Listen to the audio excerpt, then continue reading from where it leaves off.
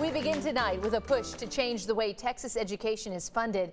Texas is one of just 6 states that funds schools based on daily attendance rates. A state representative from Austin has filed a bill to switch the funding to be enrollment based. 6 News anchor Bailey Bates is live for us in studio tonight with her reason behind this initiative. Bailey, tell us. Chris Lindsay, this is a push to also counter against a large effort across the state to create educational savings accounts in Texas. Democrats believe this would hurt public schools as it would let a family use taxpayer money to pay for a private school.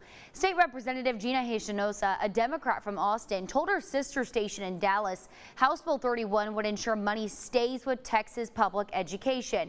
She says the priority this legislative session, especially with the large surplus, should be fully funding public schools where the vast majority of Texas students attend. Hinojosa says funding by enrollment would be more stable for school districts and students. And it lays bare how this is an archaic form of funding by punishing our schools when we subtract funding for absences. We need to join the rest of the country in fully funding our schools by funding for every child who is enrolled and not subtracting funding for absences.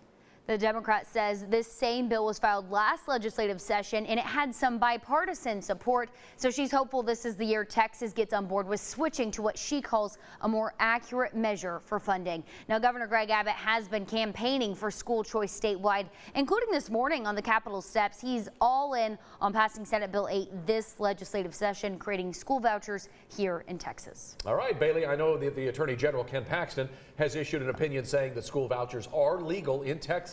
So it'll be interesting to see what our lawmakers decide for Texas education. Absolutely. Do you think something will get passed this session? You know, there's a lot of support from both sides of it. I think they do want to make change, and there's money there to make change. So we're going to have to see what happens in the coming days, Chris. All right, Bailey Bates live in studio for us tonight. Thank you, Bailey.